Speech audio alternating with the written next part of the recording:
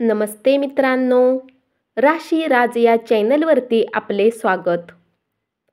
मेष मिथुन सह या 6 राशींच्या जीवनावर होणार परिणाम, बसणार मोठा आर्थिक फटका. आजपासून सुरू होतोय बुध ग्रहाचा उदय.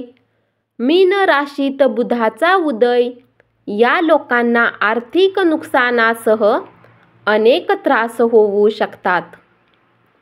ज्योतिषशास्त्रात बुध ग्रहाला ग्रहांचा राजा म्हटलं जातं. बुध ग्रह हा संवाद, शिक्षण, बुद्धी, व्यापार आणि वाणीचा कारक आहे. बुध ग्रह मीन राशीत अस्त या स्थितीत आहे. आज सकाळी 10:23 मीन राशीत अस्त असणाऱ्या बुध ग्रहाचा उदय होणार आहे. मेष पासून ते मीन राशीपर्यंत प्रत्येक राशीच्या लोकांवर शुभ अशुभ प्रभाव पडू शकतो.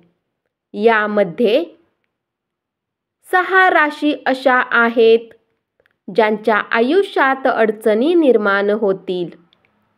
चला तर मग जाणून घेऊया त्या 6 राशी, बुध ग्रहाचा नकारात्मक प्रभाव. मेष राशी. या राशीच्या लोकांना मोठे आर्थिक नुकसान होऊ शकते. तसेच एखाद्याकडून कर्ज घेण्याची गरज भासू शकते. दरम्यान तुमच्या खर्चातही वाढ होणार आहे. यावेळी तुमची आर्थिक परिस्थिती सुरळीत करण्यासाठी तुम्ही केलेले प्रत्येक प्रयत्न देखील यशस्वी होताना दिसतील. गुंतवणुकीतून आर्थिक नुकसान होईल. बुध ग्रहाच्या वाढीमुळे मेष राशीच्या लोकांची आर्थिक स्थिती बिघडू शकते.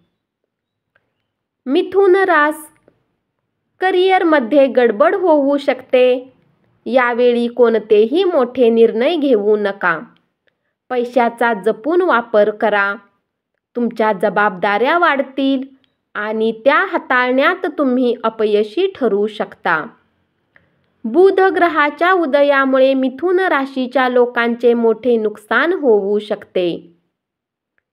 तुळ रास. ताणतणावाचा सामना करावा लागू शकतो. अनावश्यक वस्तू खरेदी करू नका. ध्यान करा, यामुळे तुम्हाला आराम मिळेल. बुध ग्रहाचा उदय झाल्यामुळे तुमच्या खर्चात वाढ होईल.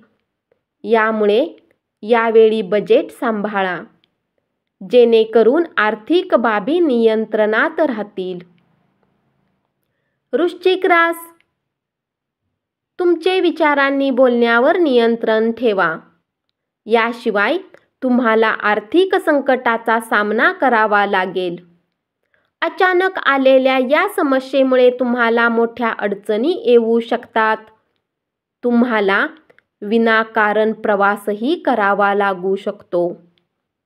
बुधाच्या उदयामुळे वृश्चिक राशीच्या लोकांना अनेक त्रास होऊ शकतात. धनु रास. अनियंत्रित खर्च तुम्हाला त्रास देतील. यामुळे तुमच्या आर्थिक स्थितीत थोडे चढ उतार होऊ शकतात. काही गोष्टींमध्ये तुम्हाला स्वतःवर नियंत्रण ठेवणं कठीण होऊ शकते. बुधाच्या उदयामुळे धनु राशीच्या लोकांच्या जीवनात अडचणी वाढतील. धन्यवाद. अशीच माहिती ऐकत रहा आणि चॅनलला जरूर सबस्क्राईब करा.